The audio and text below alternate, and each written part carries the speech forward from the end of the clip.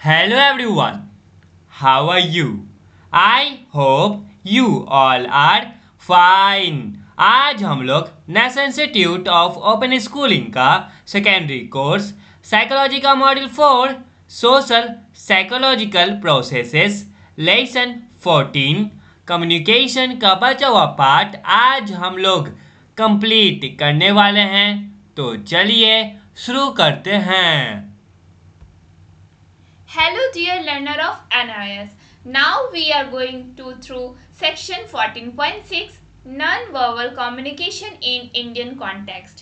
It is important to understand the nature of non-verbal communication of any culture, particularly as it is used in everyday life. Some non-verbal communication cues are common to all cultures and they send the same message. Non-verbal communication gives us information about our relationships with others with regard to liking, status, age, gender, and it is appropriate for conveying our emotions also. In the Indian context, certain non-verbal cues are distinct. तो हम लोगों को non-verbal communication का किसी भी culture का nature समझना बहुत ज़्यादा हमारे लिए इम्पॉर्टेंट है, पार्टिकुलरली हमारे एवरीडे लाइफ से रिलेटेड। कुछ जो नॉन वर्बल क्यूज होते हैं वो कॉमन होते हैं हर एक कल्चर में और वो सब जगह सेम मैसेज ही देते हैं, और कुछ जगह जो नॉन वर्बल कम्युनिकेशन होते हैं वो हमारे रिलेशनशिप के बारे में इंफॉर्मेशन देते हैं कि हमारा जो रिलेशनशिप है दूसरों के साथ वो कैसा है, लाइक कोई रिगार्ड में, स्टेटस, एज, जेंडर के रिगार्ड में, ठीक है। और ये हमारे इमोशंस को भी कॉन्वे करता है non verbal communication. Indian context में नॉन वर्बल क्यूज जो है वो अलग अलग होते हैं। Let us understand about body language and movement or kinesis. In the Indian setting, couples are not expected to show affectionate or intimate gestures towards each other, particularly if they are in a public place or in the presence of the family. Holding of hands or even looking at one's husband is frowned upon. Indians, like any other culture, have distinct gestures and hand movements. In India, when you slide one hand over your wrist, it indicates the use of a traditional Hindu women's bracelet called a bangle. If this is done to a man, it questions his manhood and provokes him to a fight. Handshakes are common, but more so between men or between women. Handshake between a man and women are generally avoided. In cities like Delhi and Mumbai, handshakes between men and women in the corporate world is quite common. Hence, the context will determine the appropriate non-verbal communication. तो चलिए हम लोग body language and movement या फिर kinesis के बारे में समझते हैं। इंडियन सेटिंग की कब कैसे हम लोग किस बॉडी लैंग्वेज को अपनाते हैं। कपल्स को यहाँ पे ये एक्सपेक्ट नहीं किया जाता कि वो अपना प्यार, अपना इंटीमेट गेस्चर्स दूसरों के सामने दिखाए, पार्टिकुलरली जब वो पब्लिक प्लेस में हो या फिर अपने फैमिली के प्रेजेंस में हो। एक दूसरे का वो हैंड को होल्ड नहीं कर सकते हैं और कि कोई भी अपने मतलब यहाँ तक कि हस्बैंड को भी यहाँ पे देख नहीं सकते, ठीक है। इंडियंस जो है वो किसी दूसरे कल्चर की तरह यहाँ पे अपने डिस्टिंक्ट गेस्चर्स को अपनाते हैं और हैंड मूवमेंट्स को। इंडिया में क्या माना जाता है कि जब आप अपने एक हाथ को स्लाइड करते हो अपने रिस्ट के पास, तो ये क्या दिखाता है कि जो जो ट्रेडिशनल हिंदू विमेंस है वो क्या कर रही हैं, ब्रेसलेट या बैंगल को अपने हाथों में डाल रही हैं। अगर यही चीज़ मैन करता है कि वो अपने हाथों को स्लाइड कर रहा है रिस्ट तक, इसका मतलब क्या है कि वो अब फाइट करने वाला है। हैंडशेक्स कॉमन होते हैं, ठीक है, लेकिन मेन और विमेन के बीच में नहीं। हैंडशेक एक मैन और विमेन के बीच में जनरली अवॉइड किया जाता है, लेकिन सिटीज़ जैसे कि दिल्ली और मुंबई में हैंडशेक्स करना मेन और विमेन के बीच में ये चलता है, वहाँ पे ये कॉमन है क्योंकि ये सब कॉर्पोरेट वर्ल्ड की बातें हैं। नाउ ये हम लोग देखेंगे यहाँ पे कि ये जो नॉन वर्बल कम्युनिकेशन है वो कैसे डिटरमाइन करता है कि हम लोग का जो रिलेशन है वो दूसरों के साथ कैसा है। Social factors in non-verbal communication. Indians have high power distance index, which indicates that cultural factors such as hierarchy, authority, and age elders play a definitive role in communications. Interpersonal relations, position of authority, age, and gender determine the distance to be maintained between two people. People superior in status can directly look at a person from a lower status, but a person of lower status usually stands with eyes downcast as a mark of respect. and stands at a reasonable distance from the superior person. For example, employer, employee, father-son, daughter-in-law, and an elder person of the husband's family. Women generally do not maintain eye contact with men from their husband's family. Often women from a conservative traditional background cover their head with a veil. Indians value their personal space, usually 1.5 to 2 meters in the norm. Yet, there is a little physical distance with family and close friends. Public affection, holding hands, hugging amongst family and close friends is quite common. Also, after visiting family or friends, while leaving a group, each member is expected to bid goodbye individually. Indian youngsters usually bend and touch the feet of older persons to greet them or while taking leave of them. So, हम लोग यहाँ पे क्या देखते हैं कि जो Indians हैं उनके पास हाई पावर डिस्टेंस इंडेक्स होता है जो कि इंडिकेट करता है उनकी कल्चरल फैक्टर्स को, जैसे कि उनका हियरआर्की कैसा है, उनका अथॉरिटी कैसा है, वो किससे बातें कर रहे हैं, उनकी एज कैसे, मतलब कि वो बड़ों से बातें कर रहे हैं, ये सब एक डिफिनेटिव रोल प्ले करता है कम्युनिकेशंस में. इंटरपर्सनल रिलेशंस में क्या होता है कि पोजीशन देखा जाता है अथॉरिटी का, एज, जेंडर, ये सब डिटरमाइन करता है कि कितना डिस्टेंस दो लोगों के बीच में मेंटेन करके रखना है. वैसे लोग जिनका फैमिली में स्टेटस सुपीरियर होता है वो क्या करते हैं, लोअर स्टेटस के लोगों को डायरेक्टली देखते हैं, और जो लोअर स्टेटस के जो लोग होते हैं वो क्या करते हैं, अपनी आंखों को झुका करके रिस्पेक्ट के नज़रिए से बड़ों से बातें करते हैं और एक रीजनेबल डिस्टेंस को मेंटेन करते हैं सुपीरियर पर्सन से. एग्जाम्पल के लिए हम लोग अगर एम्प्लॉयर और एम्प्लॉई को देखें, मीन्स जो जॉब दे रहा हो और जो जॉब कर रहा हो, ठीक है, तो जो जॉब देने वाला हो वो बॉस है सुपीरियर, और जो जॉब करने वाला है वो उससे थोड़ा सा लोअर पे है. तो जो एम्प्लॉयर है वो आई कांटेक्ट बना के बात करेगा और जो एम्प्लॉय है वो आंखें झुका के बात करते हैं. अगर एक पिता और बेटे में बात हो रहा है तो भी यहाँ पे भी सेम कंडीशन होता है. एक बहू अपने ससुर से बात करिए, मीन्स अपने फादर इन लॉ से बात करिए, फिर भी वहाँ पे भी सेम ही कंडीशन होता है. विमेन जो है वो जनरली आई कांटेक्ट नहीं मिलाती हैं लोगों मेन से, ठीक है, या फिर अपने हस्बैंड्स के फैमिली से. ऑफन जो ज़्यादा कल्चर और ट्रेडिशनल बैकग्राउंड में हम लोग जाते हैं तो जो विमेन है वो अपने सर को वेल से ढकती है, मीन्स वो अपना चुन्नी को अपने सर पे रखती है, ठीक है. जो इंडियंस है वो अपने पर्सनल स्पेस को बहुत ज़्यादा वैल्यू करते हैं और वो नॉर्मली 1.5 मीटर का डिस्टेंस एक दूसरे से बना के रखते हैं. यहाँ पे कुछ ज़्यादा लिटिल फिजिकल डिस्टेंस भी बनता है फैमिली और क्लोज फ्रेंड्स के बीच में. ये लोग अपना जो affection, holding hands, hugging amongst family and close friends, means ये अपना प्यार जता सकते हैं, हैंड्स को होल्ड कर सकते हैं, एक दूसरे को हग कर सकते हैं, किसके साथ, फैमिली और क्लोज फ्रेंड्स के साथ. ये सब कॉमन है. और हम लोग देखें कि अगर कोई फैमिली और फ्रेंड्स के यहाँ से विजिट करके जा रहा है तो जितने भी वहाँ पे ग्रुप के मेंबर है वो ये एक्सपेक्ट करते हैं कि वो इंडिविजुअली आके उनको गुड बाय करें. और इंडियन यंगस्टर्स क्या करते हैं, यूजुअली झुक जाते हैं और बड़ों का पैर छूते हैं, तब जाके वो उनको अलविदा कहते हैं, बाय कहते हैं और वो वहाँ से जाते हैं. Now here is your text questions 14.6. Now we are going through section 14.7, role and impact of media. Media is the technological means of sending information, ideas and opinions to a large audience.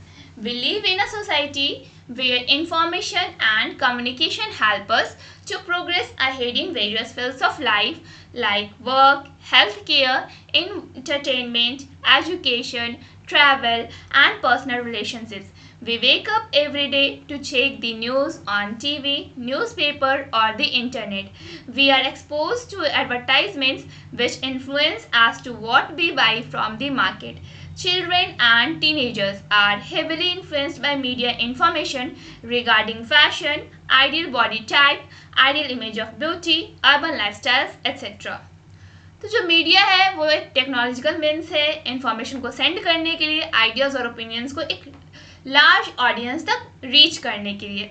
हम लोग society में रहते हैं जहाँ पे information और communication हम लोग को हेल्प करता है कि हम लोग अपने वर्क जो कर रहे हैं उसमें हमारा प्रोग्रेस हो, हमारा लाइफ में प्रोग्रेस हो, हमारा जो हेल्थ केयर है उस पर हम लोग ध्यान दें, हम लोग को इंटरटेनमेंट मिलता रहे, एजुकेशन से रिलेटेड इन्फॉर्मेशन मिलता रहे, ट्रैवल से रिलेटेड इन्फॉर्मेशन मिलता रहे या फिर पर्सनल रिलेशनशिप से.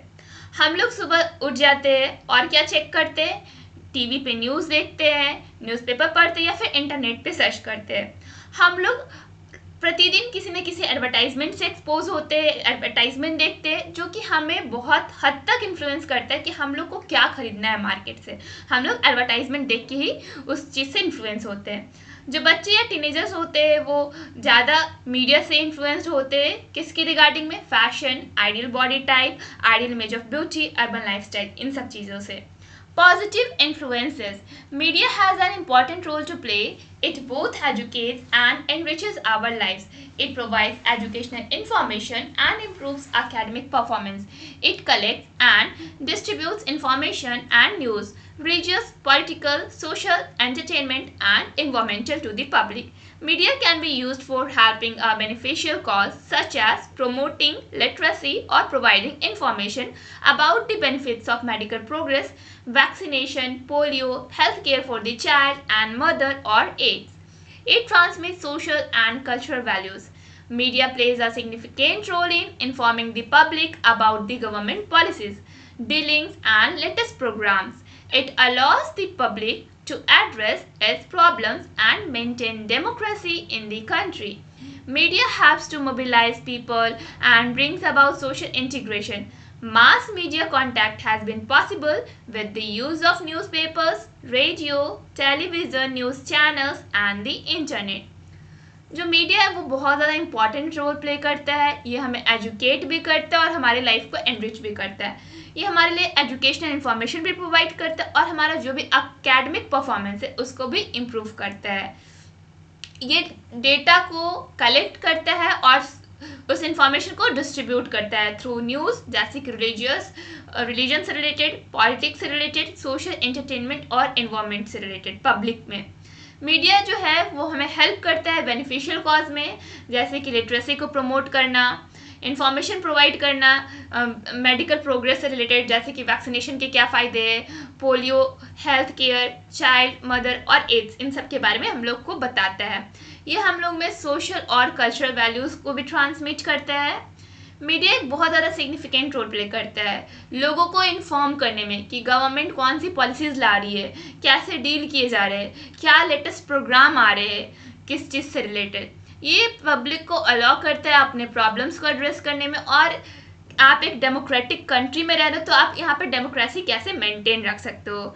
मीडिया लोगों को बहुत अच्छे से मोबिलाइज करता है और सोशल इंटीग्रेशन, सोशल अवेयरनेस उनमें लाता है। मास मीडिया जो है वो अब पॉसिबल है किसके हेल्प से? Newspapers, radio, television, news channels and the internet के थ्रू हम लोग मास मीडिया तक एनरिच करते हैं और वो जो मास मीडिया है वो हमारे लाइफ को पूरी तरह से इन्फ्लुएंस करता है। निगेटिव इन्फ्लुएंसेस, पॉजिटिव इन्फ्लुएंसेस के साथ साथ निगेटिव इन्फ्लुएंसेस भी है मीडिया के। वो क्या है? Media can also have a negative effect both on the individual and society. India is well known for its diverse population in terms of faith, religion, and language. Media can be misused by spreading wrong information and news, often leading to violence, prejudice, and hatred among communities. Inciting communal violence and praising acts of violence must be avoided.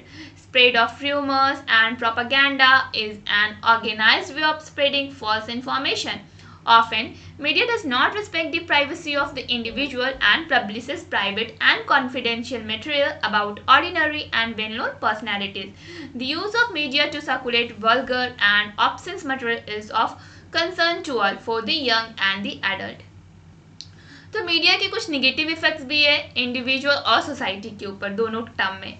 India को हम लोग well known जानते हैं कि ये diverse population है, जैसे कि जितनी भी पॉपुलेशन उनका अपना अपना मत है, वो किसी चीज़ को मानते हैं, उनका अपना धर्म है, उनकी अपनी भाषाएं हैं, वो किस लैंग्वेज को यूज़ करते हैं वो उनका अपना है, ठीक है। मीडिया क्या करता है? इससे रॉन्ग इन्फॉर्मेशन को स्प्रेड करता है थ्रू न्यूज़ कि किसी के प्रति कैसे हिंसा भड़क जाती है, पहले से ही किसी को वो जज कर लेते हैं या फिर एक एक गिने चुने कम्युनिटीज़ के खिलाफ वो नफरत फैलाना स्टार्ट कर देते हैं। ये जो कम्युनल वायलेंस है वो क्या करता है, इन सब चीज़ को अवॉइड करना चाहिए, मीन्स इन सब को देख करके हम लोग को नेग्लेक्ट करना चाहिए, क्योंकि ये हम लोगों में क्या करता है, नेगेटिव इफेक्ट डालता है। हम लोग देखते हैं कि जो मीडिया है वो र्यूमर स्प्रेड कर रहा है, कोई प्रोपागेंडा लेके आया है जिससे हम लोग को फॉल्स इन्फॉर्मेशन मिलता है और हम लोग उस चीज़ को मानकर कि उसके अनुसार हम लोग अपना काम करना स्टार्ट कर देते हैं। यहाँ तक कि जो मीडिया है वो किसी भी जो वेल नोन पर्सन है उनका जो प्राइवेसी है वो भी उसका भी रिस्पेक्ट नहीं करता और उसको भी प्राइवेट में पब्लिश कर देता है, जो भी कॉन्फिडेंशियल मटेरियल होता है। जो मीडिया है वो सर्कुलेट करता है वल्गर और ऑब्सेंस मटेरियल, और ये बहुत बड़ी चिंता की बात है, चाहे वो यंग हो या फिर एडल्ट हो, दोनों के लिए बहुत बड़ी कंसर्न की बात है। It must be realized that media serves important functions in society. Therefore, it must fulfill certain responsibilities and obligations. The media must maintain ethical standards whereby it provides objective, balanced, and accurate information to the masses. It should avoid inciting the masses towards crime, violence, and hatred. Community building and national integration must be one of its objectives. In fact, the media should reflect the pluralistic nature of India and provide a voice to all members of the nation. तो हम लोग को ये realise करना चाहिए कि जो media है वो इम्पॉर्टेंट फंक्शंस है हमारी सोसाइटी का, इसलिए हम लोग को अपने रिस्पॉन्सिबिलिटीज़ एंड ऑब्लिगेशंस लेनी चाहिए और इस चीज़ को फुलफिल करना चाहिए। मीडिया जो है वो एथिकल स्टैंडर्ड से और ये हम लोग के लिए ऑब्जेक्टिव, बैलेंस और एक्यूरेट इन्फॉर्मेशन भी प्रोवाइड करता है बहुत ही लार्ज नंबर में। इसलिए हम लोग को जो भी क्राइम, वायलेंस और हैट्रेड इन सब से दूरी बना के रखनी चाहिए। कम्युनिटी बिल्ड हो रहा है या फिर नेशनल इंटीग्रेशन की बातें आती हो तो ये हमारा एक मेन ऑब्जेक्टिव है, मेन गोल हमारा कम्युनिटी बिल्डिंग है और नेशनल इंटीग्रेशन है। इनफैक्ट जो मीडिया है उन्हें भी क्या करना चाहिए, इंडिया के प्लूरलिस्टिक नेचर को रिफ्लेक्ट करना चाहिए और वॉइस प्रोवाइड करना चाहिए जितने भी नेशन के मेंबर हैं उनको। तो हम लोग तो इस चैप्टर में कम्युनिकेशन के बारे में जाने और मीडिया के बारे में जाने। तो मीडिया का यूज़ करना गलत नहीं है, लेकिन किस प्रकार से यूज़ करें ये आपके ऊपर डिपेंड करता है। मीडिया को आप अच्छे रूप से भी यूज़ कर सकते हो और इस पर आप वल्गैरिटी भी फैला सकते हो। तो ये आप पे डिपेंड करता है कि आपको कैसे उस चीज़ का यूज़ करना है, क्योंकि हमें पता है कि जिस चीज़ का एडवांटेज है उस चीज़ का डिसएडवांटेज भी है। फाइनली चैप्टर कंप्लीट हो चुका है और अब आपको इस चैप्टर का सारा इंटेक्स क्वेश्चन बनाना होगा और साथ ही साथ इस चैप्टर का टर्मिनल क्वेश्चन भी बनाना होगा। यही रहा टर्मिनल क्वेश्चन और यहाँ से सारे इंटेक्स क्वेश्चन का आंसर दिया गया है। पहले खुद से बनाने का प्रयास करें, फिर आंसर की हेल्प लें। That's all for today. Thank you everyone.